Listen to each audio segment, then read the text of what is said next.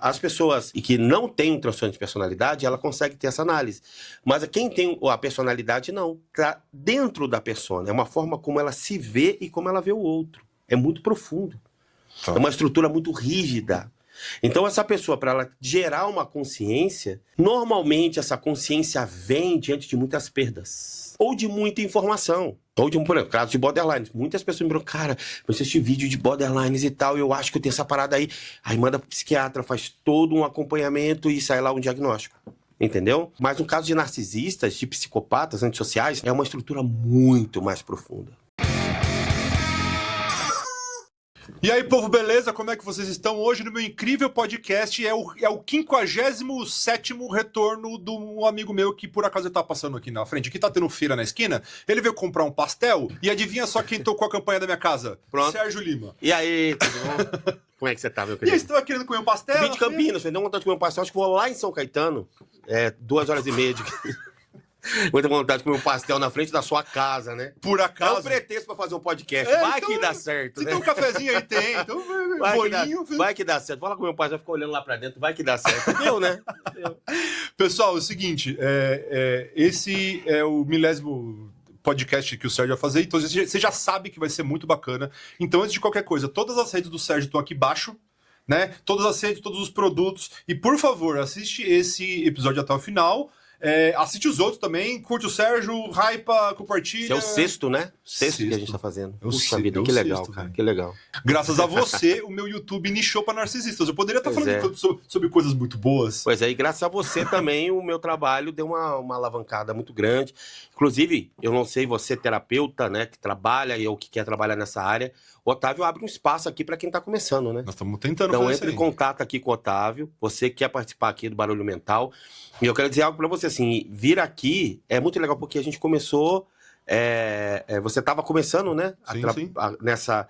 E é importante ver como eu cresci depois desse tempo e você também, né? E como a gente pode se ajudar nesse trabalho cooperativo, né? A gente precisa um do outro e a gente precisa entender isso e é muito importante. Não, então, eu fico muito feliz de verdade. Eu já falei para você em off e aqui também no podcast que o objetivo do podcast é ajudar pessoas que ajudam pessoas. Então, se eu ajudar você que ajuda outras pessoas, eu ajudo em dobro. Com certeza. Entendeu? Aí Deus anota no caderninho assim, então você fez um podcast para ajudar o povo. A gente vai fazendo um crescimento junto. Então, você terapeuta, psicólogo, psicanalista, psiquiatra, que quer falar do assunto, que quer... Entre em contato com o Otávio aqui, tá aqui embaixo, né? Tá aqui embaixo. Eu tô fazendo aqui o jabá pra você. Ele tá fazendo aquilo que eu não gosto de fazer, que é vender, entendeu? Povo, seguinte, vamos lá. Recados dados. Hoje nós vamos falar sobre a diferença entre o psicopata, o narcisista, o borderline, ou se ele é só um safado desgraçado mesmo, é isso? Ou todas as opções. Ou todas as opções. A, B, C ou todas as todas demais. as opções anteriores. Então vamos lá, Sérgio, sem enrolação... qual que é a diferença, então, de um pro outro? Do narcisista, do psicopata, do sociopata, do borderline e do safado? Olha, antes de mais nada... Do Red Pill. Porque a gente criou uma ideia, Otávio, assim, que relacionamento abusivo é somente com o narcisista, né? Mas os relacionamentos humanos são muito complexos, né? A nossa mente é muito complexa, a nossa psique é muito complexa, a cultura é muito complexa. Então, hoje o narcisismo... A gente entende muito mais como um conceito comportamental, entendeu? Sim. Virou um conceito, virou um estigma, virou uma forma da gente identificar um comportamento de alguém. Mas existe o que a gente chama de transtorno de personalidade narcisista, o antissocial, porque antes a gente dividia entre sociopata e psicopata, né? E agora a gente só trabalha como antissocial, né? Então é transtorno antissocial que engloba os dois. Aí você tem o borderline e você tem o histriônico. Essa classificação ela está no DSM, tá? Que é o Manual de Doenças Mentais, que está na 5ª edição. Então lá, para transtornos de personalidade, a gente tem o grupo A, o grupo B e o grupo C. Por isso que o pessoal fala cluster B. Mas o que é cluster B, né? Então, cluster B é grupo B. Então, no manual de doenças mentais tem essas classificações, tá? Desse grupo que... Com exceção aqui, que a gente entende hoje, do borderline, tá? O transtorno borderline, ele responde muito bem à psicoterapia, ele responde muito bem a reguladores de humor, a uma boa alimentação, a um pilar. A pessoa borderline, ela consegue ter uma qualidade de vida porque ela tem uma consciência. É uma consciência remissiva, que a gente chama. Tá? Então, o borderline, ele entende, muitas vezes, tá? Que tem alguma coisa errada. Que a vida dele não tem alguma coisa errada ali. Ele consegue manter essa... Ele consegue fazer uma regulação com tratamento, com terapia. Ele consegue fazer uma regulação das próprias emoções. Não que ele conseguisse fazer a regulação, ele não seria. Ele consegue ter ali um rebote de consciência de que aquilo que ele está fazendo está trazendo prejuízos para ele e para quem convive com ele. E aí ele pode iniciar um processo de remissão, de melhora, de equilíbrio das emoções. Mas é um trabalho muito árduo, é muito difícil. Embora eu atenda muitos borderlines, e a gente tem um resultado muito expressivo, é um desafio para a pessoa borderline conseguir manter um equilíbrio. Assim, até mesmo pelos contatos do podcast, conversando com terapeutas e tal, o que eu mais sei, o que eu mais tenho tido contato é com os comportamentos narcisistas. Sim. A gente já sabe que o cara vai fazer love bomb, bababá, ghosting, hoovering, ladroagem, safadeza e por aí. É a carteirinha, é a cartilha do narcisista. Beleza?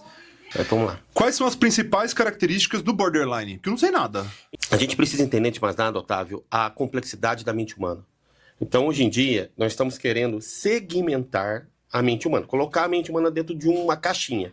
Você é isso, você é isso, você é isso, você é isso. A gente precisa entender que as classificações existem de forma pedagógica, para que nós possamos compreender um pouco melhor dos comportamentos.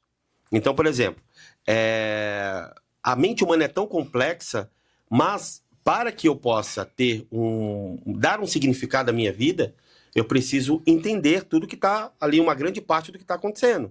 Né? Então, por exemplo, um narcisista. Então, existe ali 9 características, né? E de 5 para mais, se essa pessoa tiver de forma constante, permanente e repetitiva, essa pessoa está dentro do espectro narcisista. Ele se caracteriza como narcisista. E mais um transtorno, essa que é a loucura da gente explicar isso. É difícil de explicar isso, mas vamos tentar. Só que todo transtorno esbarra no outro. Entendeu? É possível ter mais de um? Com certeza. Só interromper o vídeo rapidinho aqui pra vocês, porque eu preciso dar um recado. Eu juro que é muito rápido. Eu sei que de tanto você consumir conteúdo de narcisistas, você olha pro lado e fala assim, meu Deus do céu, nós estamos cercados por eles. Pois é. A maior autoridade de narcisistas no mundo é uma pesquisadora chamada Ramani Durvasula. E ela traz dados impressionantes. Ela fala que de 15 a 18% da população mundial tem traços fortíssimos de personalidade narcisista. E eles envenenam as pessoas que estão em volta. Olha só que coisa boa. Isso significa que 1 em cada 6 pessoas que você conhece deveria ficar enjaulada.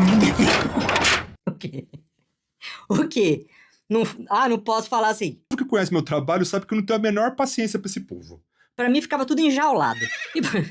Só que a psicologia reconhece somente 2 tipos de narcisistas, que são os vulneráveis e os grandiosos. Porém, atualmente, alguns estudiosos, principalmente de psicanálise, chegaram numa conclusão que existem 5 tipos. E justamente por estudar esses tipos e saber que muitas de vocês não conhecem, eu resolvi escrever um e-book. E o e-book se chama Zoológico de Narcisistas, onde justamente eu pego cada um dos narcisistas, eu coloco numa jaula, e nessas jaulas a gente observa com segurança como que eles se comportam, como que eles se alimentam, como que eles atacam, como que eles infernizam a vida das suas vítimas. É um livro muito bacana, é um livro bem divertido, fui eu que escrevi, e no final do livro tem um teste que fala qual que é o tipo de narcisista de estimação que você tem aí pentelhando, enchendo o seu saco. Então, se você tiver interesse em conhecer o livro, o link tá aqui embaixo do vídeo e fixado no primeiro comentário. Eu tenho certeza que vai te ajudar muito nessa sua jornada, nesse seu perrengue com o seu embuste de estimação. E adquirindo esse livro baratinho, você também me ajuda a manter esse canal. Não vou mais te encher o saco, volta pro vídeo. Com certeza. Embora algumas pessoas digam que não, mas é óbvio. Então, assim, é o que nós chamamos de de comorbidades. Então é muito normal, por exemplo, um narcisista vir com uma esquizofrenia, que é uma doença mental. Ele vir com uma bipolaridade. Entendeu? Um transtorno de humor. Falando no meu caso, assim, por exemplo, eu tenho um TDAH. Aí, tá até conversando com a doutora Juliana. Doutora Juliana, um beijo pra você. Ela fala que ela nunca viu... Agora que você falou que me veio essa memória na cabeça. Ela nunca viu um TDAH que tivesse só TDAH. Geralmente tem uma ansiedade no meio, geralmente tem uma depressãozinha no meio. Ansiedade, depressão, bipolaridade. Aí você entra, por exemplo, eu sou TDAH com dislexia e disgrafia. Tudo esse é transtorno? A disgrafia e a dislexia são transtornos cognitivos. É uma dificuldade de aprendizado, tá? Que eu tive... Eu só repeti de ano 5 vezes. Só 5, né? Repeti a terceira, a quinta, a sétima e 2 vezes o segundo ano, segundo grau. E o primeiro ano, segundo grau. E você é mega inteligente, não tem nada a ver com burrice, Não tem nada a ver cara. com inteligência. Tem a ver de como a gente entende a sensoriedade. Entendeu? Então, assim, para um disléxico, ficar dentro de uma sala de aula é absurdo. Então, hoje, como eu aprendo? Eu aprendo ouvindo, eu aprendo falando, eu aprendo eu preciso de várias sensoriedades para que eu possa poder entender. Mas hoje eu consigo entender isso. Mas durante 35 anos da minha vida foi um tormento. Entendeu? Tem mudanças de humor. Então a gente não pode trabalhar a mente humana dentro de uma lata. Entendeu? Não tem como. E outra coisa, a gente tem que entender isso como condição. A mente humana tem a neuroplasticidade. Entendeu? É uma condição, não é uma maldição. Não é uma maldição e nem uma muleta para você sair daí dando porrada para todo mundo. Entendeu? Então, assim, eu sou TDAH. Cara, então vai tratar seu TDAH. O mundo não tem nada a ver que você tem TDAH. Hoje existem, né? E a gente tem um tratamento, pelo fato de eu ser TDAH, eu desenvolvi um método para trabalhar com TDAH absurdo, entendeu? Inclusive fazendo reposição de neurotransmissores como GABA, de aminoácidos como a taurina, aí a gente coloca L-tianina, a gente coloca glicina, tem uma série de coisas que a gente pode trabalhar, psicoeducação, rotina, e a gente consegue equilibrar o TDAH. Eu, por exemplo, eu não tomo nenhum remédio para TDAH. E hoje eu tenho uma vida normal. Não sou mais aquele cara que anda com tênis, com a barguilha aberta. Eu era aquele cara que sai na rua, o passarinho vai fugir, que caramba, sabe? Não esqueço mais a chave do carro do lado de fora, entendeu? Como algumas pessoas. Então, assim, entender que isso é uma condição. O nosso cérebro ele consegue fazer uma neuroplasticidade. Mas quando a gente vai para transtornos do grupo B, aí a gente tem transtornos mais sólidos. Entendeu? Então, o que é um transtorno sólido? A personalidade. Então, você tem uma questão que está dentro da persona da pessoa. Entendeu? O transtorno de humor está no humor desta pessoa.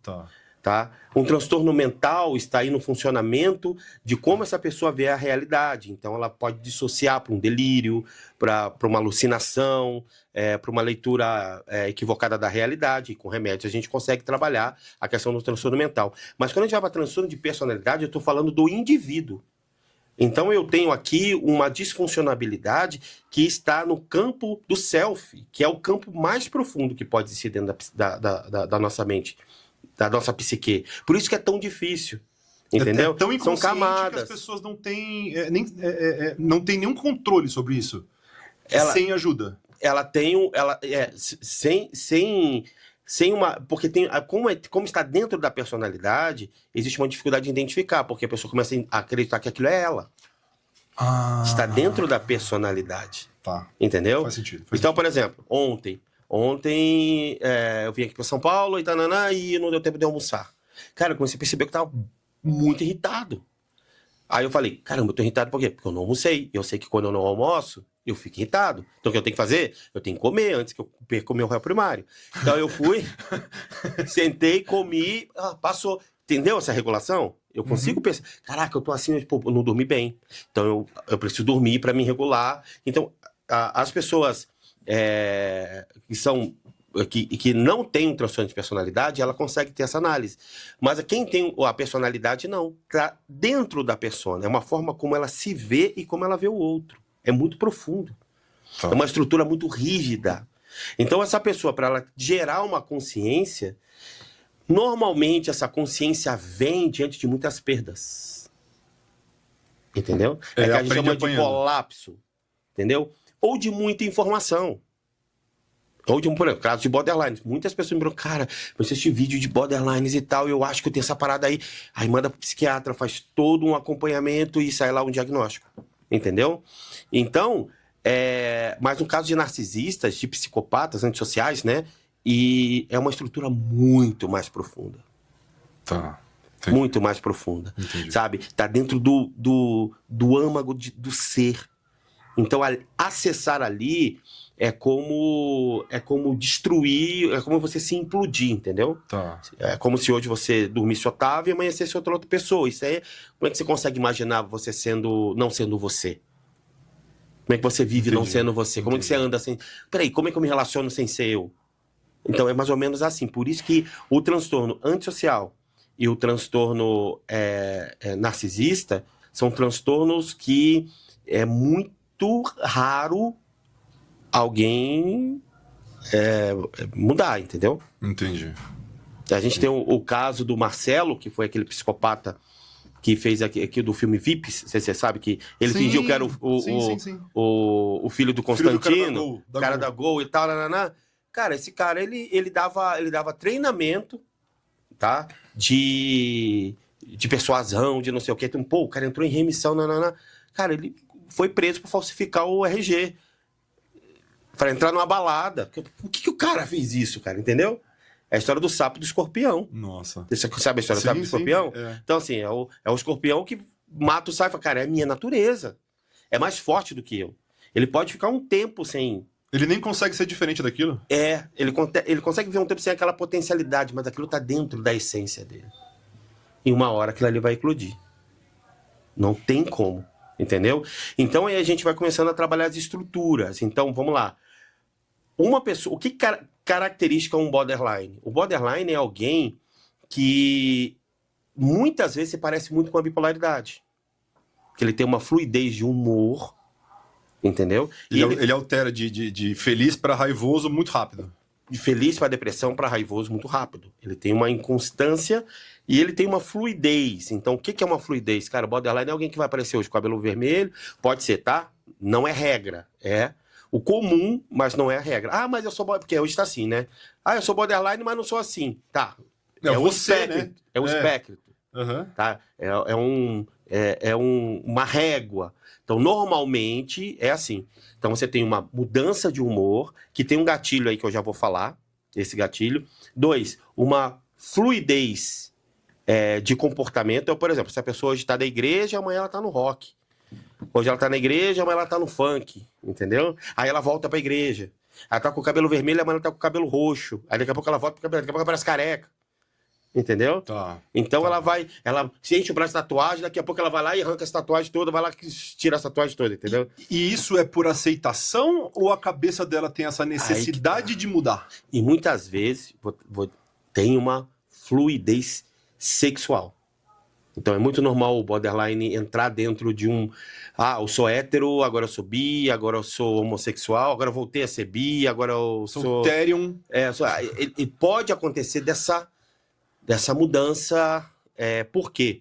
Porque qual que é o gatilho que faz o borderline ter essa oscilação de comportamentos, de emoções, de pensamentos, de forma de ser e de existir? Porque ele tem um medo profundo da rejeição. Ah, entendi. Entendeu? Ele faz de tudo pra não ser rejeitado, nem que essas mudanças sejam pra prevenir que isso aconteça. É isso. Eu preciso ser aceito. Então, assim, por exemplo, ele tá num grupo. Vamos pegar aqui, tá numa denominação religiosa. Só que tá tudo bem lá, tá feliz, entra com todo o poder, com toda a alegria, com toda a felicidade, serve, faz tudo lá dentro.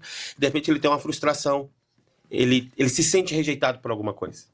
Então esse medo de ser rejeitado faz ele sair desse grupo e falar, agora eu preciso me conectar em outro. Mas para que eu possa entrar em outro, eu preciso me transformar no que aquele grupo espera de mim para eu poder entrar ali. Entendi. Entendeu? E aí dentro dos relacionamentos, o borderline vai funcionar mais ou menos assim. Ele entra dentro do relacionamento, ele se dilui dentro do relacionamento para ser aceito. Porque ele tem medo de ser rejeitado. Mas quando você se dilui dentro de um relacionamento, aí que você vai ser rejeitado. Todo borderline tem a baixa autoestima igual narcisista ou não? Sim, claro.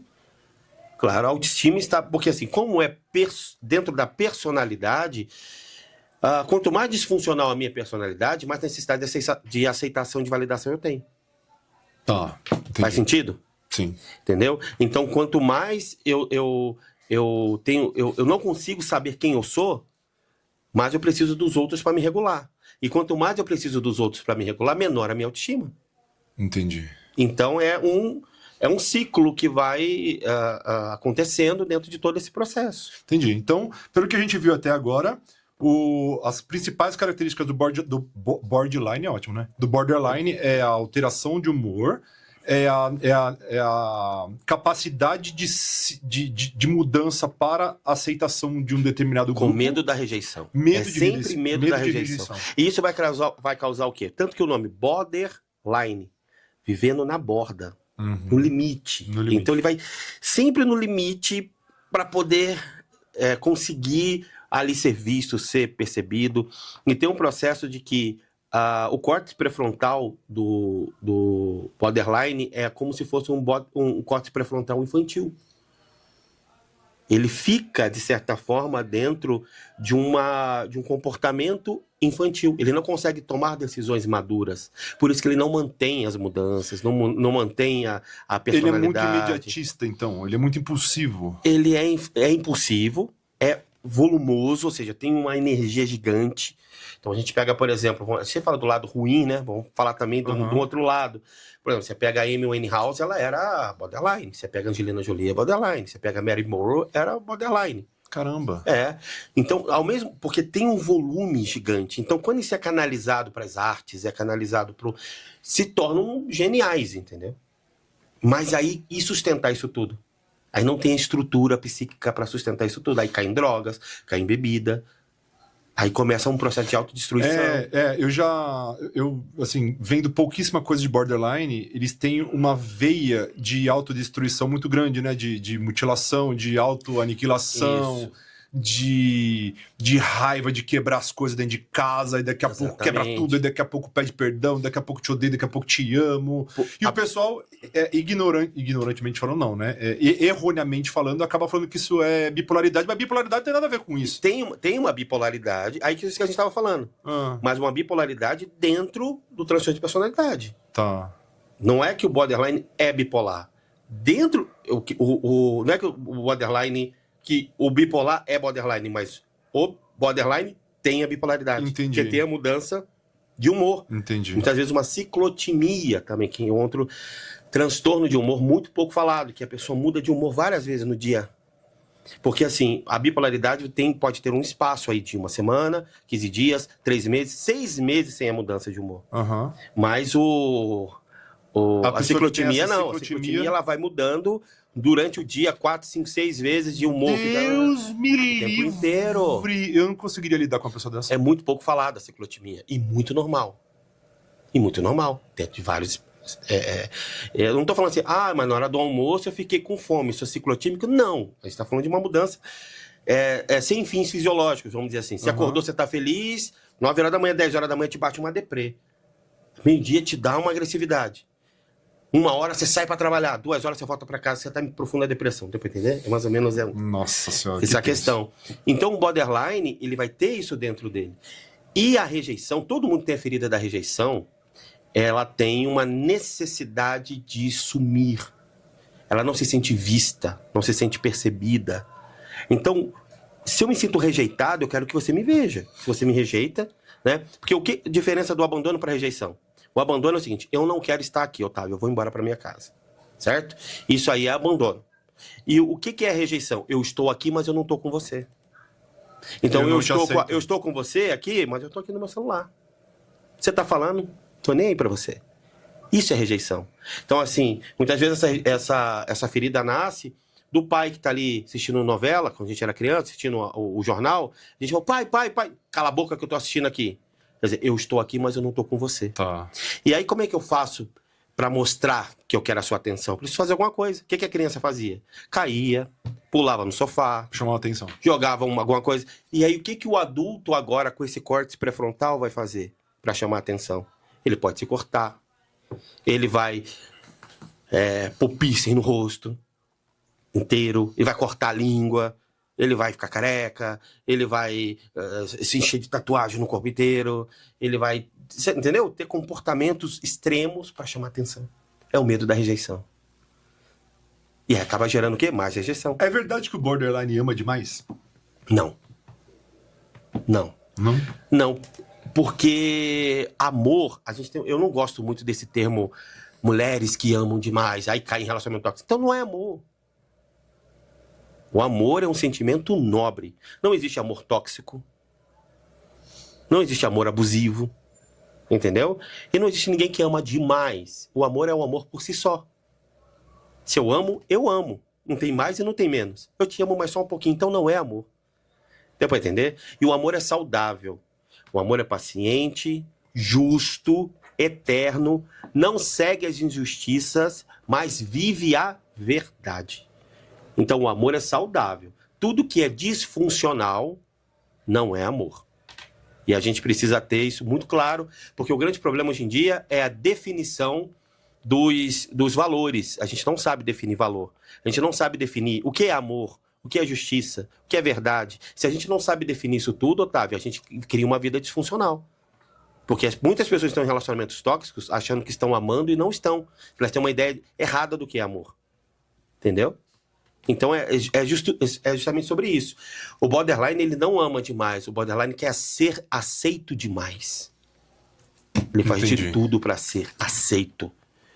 Então eu vou me diluir, eu vou doar tudo que eu tenho, eu vou mudar minha forma de falar, vou mudar minha forma de existir, eu vou ser agressivo, vou ser controlador, porque eu quero ser aceito. E aí, quanto mais aceito eu quero ser, mais rejeitado eu vou ser, e aí o transtorno começa a ser retroalimentado. Por isso que a psicoeducação é um caminho que toda pessoa com borderline tem que procurar, que é o que a gente faz, que é o fortalecimento do córtex pré-frontal, aonde a gente vai pegar esse córtex pré-frontal infantil e a gente vai transformar esse córtex pré-frontal, amadurecê-lo para que ele possa começar a ter pensamentos, atitudes, comportamentos, leitura da realidade de uma forma mais madura. Então, isso a gente chama de psicoeducação. E tem que tomar regulador de humor, tem que tomar remédio. Não tem como fugir disso. Eu vi um vídeo num cara uma menina no TikTok falando, não me lembro o nome dela, não é brasileira, essa não é a minha opinião, eu estou aqui perguntando para o Sérgio, eu entendo um pouquinho... Não é a tua, mas tu quer a minha. É lógico, você que entende, você que entende. Eu tô aqui pra tirar tu quer dúvida. me lascar, meu. Mas eu ouvi falar, vieram me falar, não sou eu que tô falando isso, vieram me falar que todo borderline é narcisista vulnerável. Não. Não é. Ainda bem. Não é. Ainda bem que não é. É mais uma vez a gente tentando colocar pessoas dentro de uma caixa, colocar um rótulo, entendeu? Se eu falo todo, ó, a palavra todo, você generaliza. tem que tomar cuidado. Você generaliza. Entendeu? Alguns, o borderline, ele pode ter comportamentos vitimistas. É sempre esse gatilho. Né? Por quê? Porque se eu não quero ser rejeitado, eu muitas vezes me vitimizar é uma maneira de você não me rejeitar. Se eu sou um coitadinho, como é que você vai me mandar embora? Se eu sou um coitadinho, como é que você vai me deixar? Se eu sou Deu pra entender? Então, assim, são faces da mesma moeda. Mas não é. A gente não pode dizer que todo é. Ou que todo borderline vai ter esse comportamento. Essa é a beleza. Por isso que é muito importante as pessoas se assegurarem de que o terapeuta que ela está procurando entende mesmo do que ele está dizendo. Entendeu? Por quê? Porque o nosso cérebro é muito complexo. Muito. Eu atendi uma menina uma vez, chegou com um diagnóstico de borderline, 16 anos. Uma graça de menina. E aí a gente começou a fazer um trabalho, ela se cortava com o braço todo cortado, Quantos cortado. anos? 16. Com um abridor de orelha desse tamanho, parecia um índio do Xingu, entendeu? O índio botou Dava pra pular, sabe aqueles caras que pula dentro do... Dá pra pular um cachorro em shampoo Pula um na orelha boliviano ali, assim, saca? Então... Meu Deus, velho.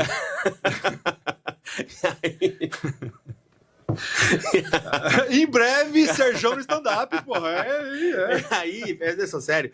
E aí ela toda cortada e tudo mais. E ela começou a tatuar por cima das... Então, assim, borderline. Mas ela não apresentava, fora essa característica, ela não apresentava mais nada sobre borderline, a não ser uma depressão. Fui conversar com ela, ela disse... Eu saí da minha casa pra brincar, quando eu tinha uns 7, 8 anos. Quando eu tava voltando pra casa, meu pai tinha ido embora. Então eu fiquei com esse sentimento de rejeição. Meu pai foi embora e não falou comigo, não me deu um oi. E meu pai constituiu uma outra família, teve um outro filho e me procura muito pouco. Eu falei, você pode me passar o telefone do seu papai para mim? Pode. Aí eu liguei para esse pai, falei, o senhor pode vir aqui? Ele veio e eu expliquei para ele, esse homem chorou. Ele disse, eu fiquei com tanta vergonha de ir embora, de largar minha filha, que eu fiquei com vergonha de abraçar, de beijar, de dizer que o papai estava indo. Então eu preferi somente ir. Ele só fugiu. E eu nunca mais me aproximei dela justamente por essa culpa que eu tenho dentro de mim. Eu falei assim, olha, o senhor não precisa falar nada, não. Se eu trouxer sua filha aqui semana que vem, o senhor vem aqui, o senhor só dá um abraço nela, o senhor não vai falar nada. E aí ele veio, eu perguntei pra ela, falei assim, olha, seu pai tá aí fora, ele só quer te dar algo. Ele não vai falar nada pra você. E ela... Cara, eu falei, pode, você autoriza, eu tô aqui com você. Aí vem todo o processo de fortalecimento, tô aqui com você, você pode ficar aqui, tal. E ela, tá bom. Na hora que esse pai entrou, eles se abraçaram, choraram. Você atendeu ela com 16 anos? 16. Ele foi embora, ela tinha quantos? 7 para 8. É. E aí choraram muito e ele conseguiu pedir perdão pra ela. Dali eles saíram, foram no cinema. Ela conheceu o irmãozinho que ela não conhecia. Hoje essa menina é gerente de um grande pet shop.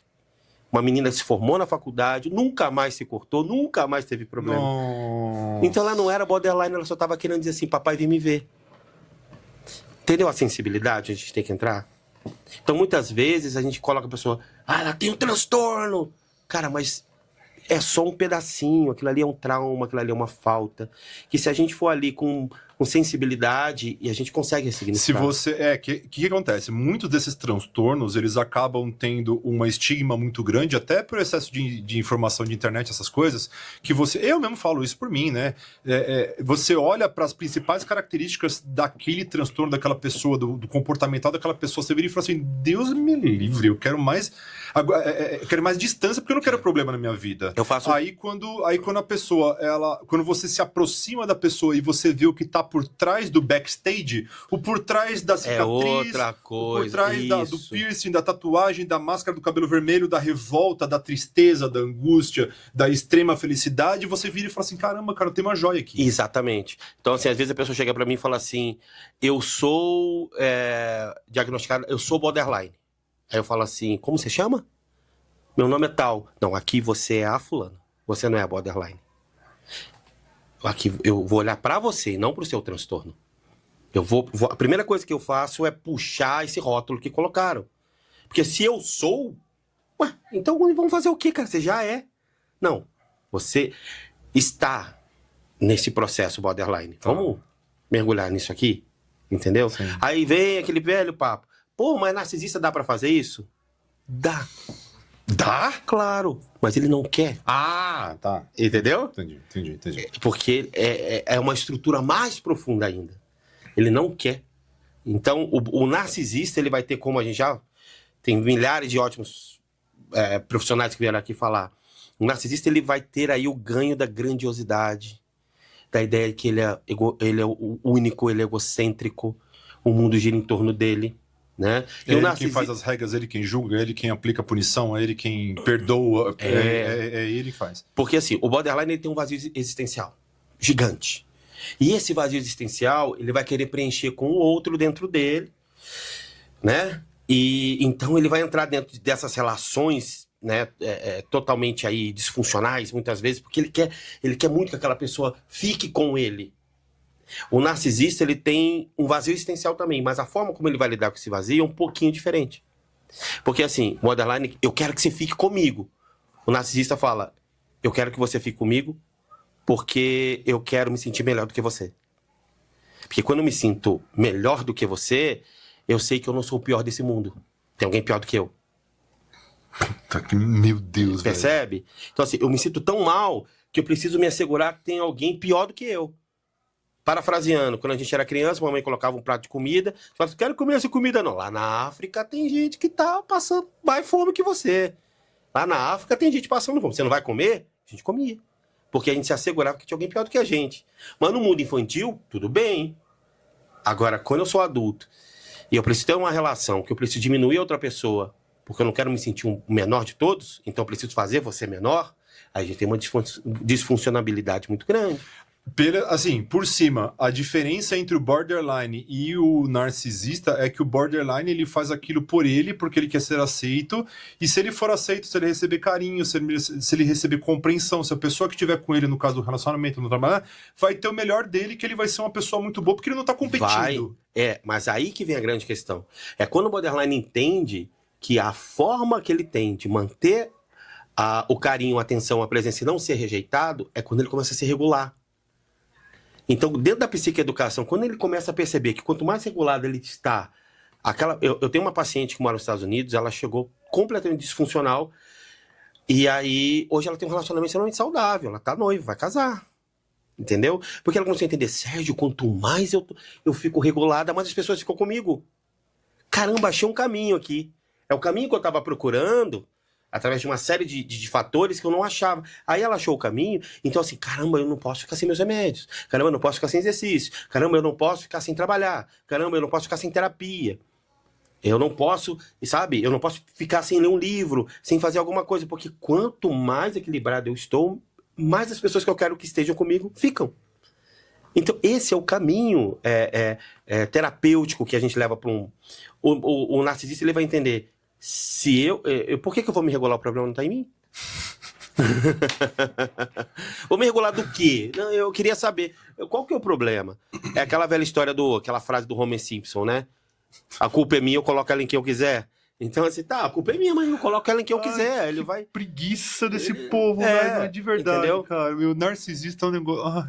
Eu tenho que parar de dar minha opinião sobre narcisista aqui. Então, porque... é por isso que é muito difícil. Porque o border entende que está dentro dele. Tem algo dentro dele ali que precisa mudar, entendeu? Que não tá bom, ele sente uma angústia profunda dentro de si, e esse é um caminho. O narcisista vai entender que tá do lado de fora. O narcisista é aquele que vai virar o olho, assim, você sabe quando você tem um filho, seu filho tá enchendo o saco, aí você vira e fala assim, ai, tá bom, vai, o que eu tenho que falar pra tal coisa acontecer? O narcisista vai entender que todos os problemas estão do lado de fora. Então, se todos os problemas estão do lado de fora, por que eu vou mudar do lado de dentro? Não tem porquê, entendeu? Como é uma estrutura mais profunda. O mundo tem bilhões de pessoas erradas. E é ele que tá certo. Exatamente. Aí a gente pula pro psicopata. Porque o narcisista, ele tem o que a gente chama... a diferença é muito tênue, né? O narcisista tem o que a gente chama de empatia fria. Ele tem uma certa empatia, mas essa empatia não vira comportamento. Tá. Vamos dar um exemplo. Tem uma velhinha andando na rua.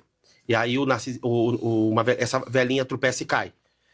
Qual que é a nossa atitude empática? Melhor ajudar. Correr e pular. A senhora tá bem e tal?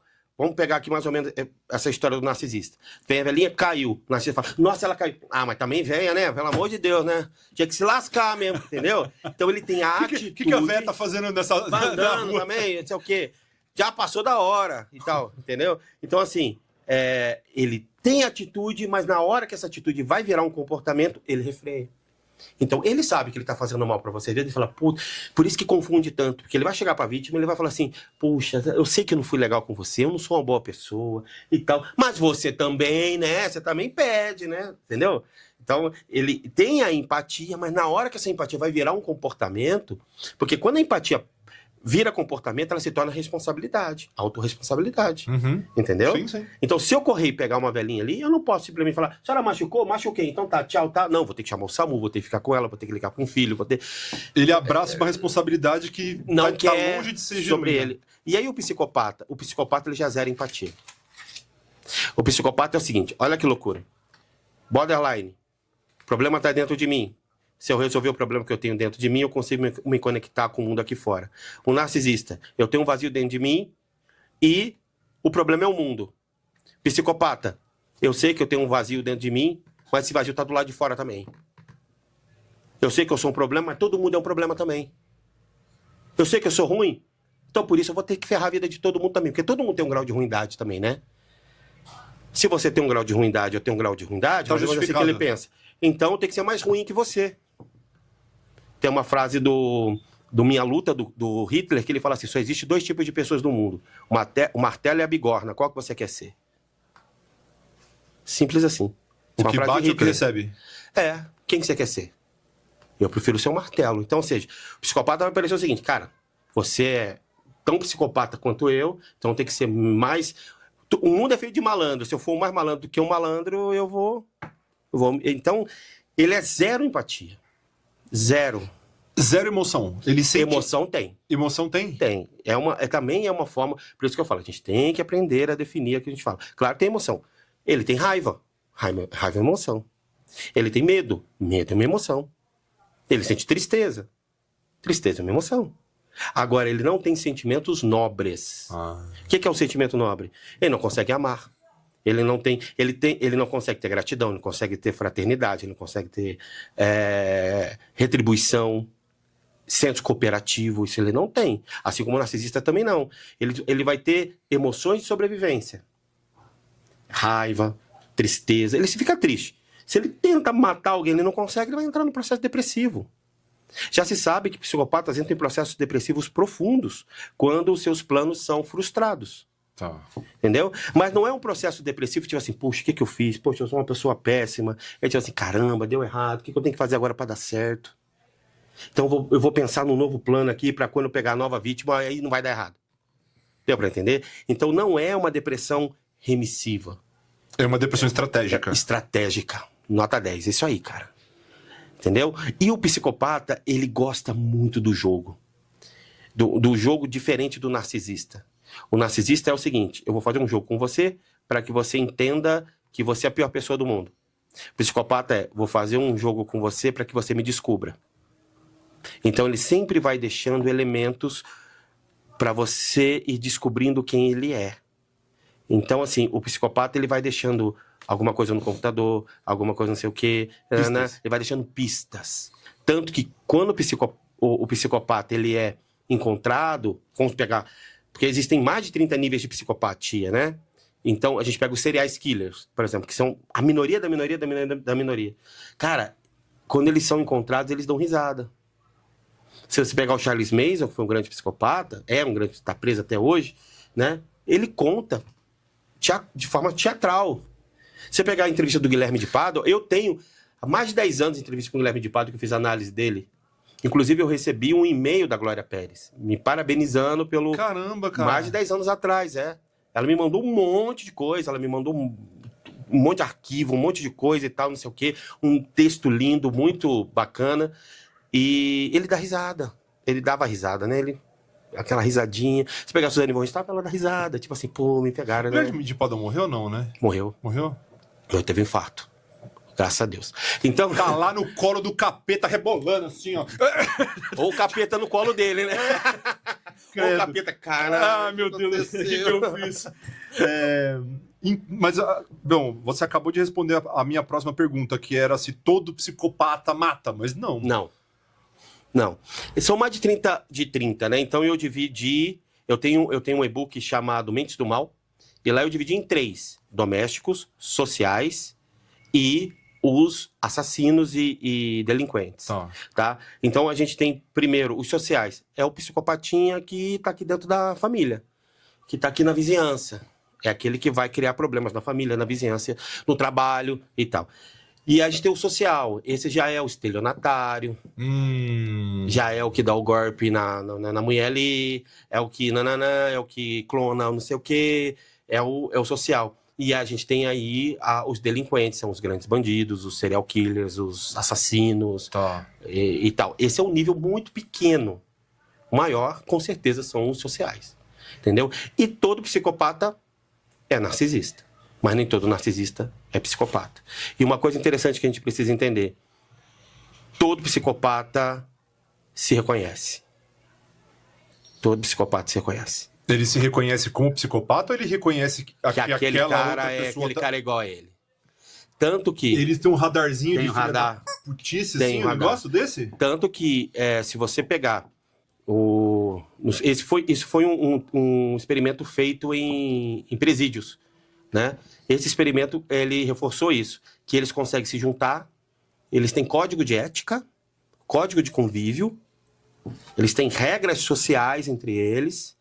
Se bobear, tem um grupo do WhatsApp deles ali. Não, mas a gente pega isso, por exemplo, se você for se a mulher de um preso ali for visitá-lo, os outros não podem olhar, eles têm que baixar a cabeça. Isso é uma regra social do psicopata. Sim. Minha mulher ninguém olha, minha mulher é minha prioridade, minha propriedade. Deu pra entender? Tá. Então eles vão criando ética, um código ético, não que seja ético, mas um Entre código de eles, convívio, entre eles. porque ética é um código de convívio, e eles conseguem sim se agrupar e formam gangues. Você tem Bonnie e Clyde, que foi um casal, né, da década de 30 lá, que eram 2 psicopatas. E eles, né, Lampião, grande psicopata, e juntou um monte de psicopata ali em volta. Você tem aí, se a gente for pegar na história aí, Jim Jones, caraca, a gente tem um monte. Então, assim, vamos só recapitulando. O borderline, ele tem tratamento, ele tem remissão, ele tem remédio, tem... Funciona muito. Ele funciona e ele é uma pessoa que ele se importa. E muitas vezes ele se importa até demais. Isso. O narcisista, ele não tem tratamento porque ele não quer. Porque ele na cabeça dele não é o problema. Então, o narcisista, ele é... Como é que vamos dizer? Ele não enxerga que o problema é dele. Ele acha que tudo aquilo que ele faz, a culpa não é dele. E que as pessoas... E se por acaso ele excedeu alguma coisa, a culpa nunca é dele, a culpa é do outro. Isso. Porque se o outro não tivesse obedecido ele não precisaria ser tão... Não era assim. Ele só é assim porque o outro fez. A culpa é sua. É. E o psicopata é aquele cara que não se importa. É isso? Não. Ele não se importa. Não. Nem um pouco. Não interessa o que ele precisa fazer, ele vai fazer... É. Entendeu? E ele tem sempre um objetivo, né? Ou um fetiche que ele quer realizar, ou um desafio que ele coloca, né? Então, vamos ver quanto mais pessoas eu mato. Vamos pegar aqui o serial killer, sem ser pego. Ou então ele quer ser o presidente da empresa. Ele cria um jogo na cabeça dele com as regras dele. A megalomania. Então, eu vou ser o presidente da empresa aqui e eu vou passar por cima de todo mundo, eu vou manipular todo mundo, eu vou seduzir. Ele é capaz de fazer tudo, porque ele é zero. Então, se precisar lá colocar um veneninho de rato pra você, mas por que não? Entendeu? O fim justifica os meios. Uma vez eu atendi um psicopata e ele falou pra mim assim, cara, eu olho as pessoas, é como se fosse peça de xadrez. Simples assim.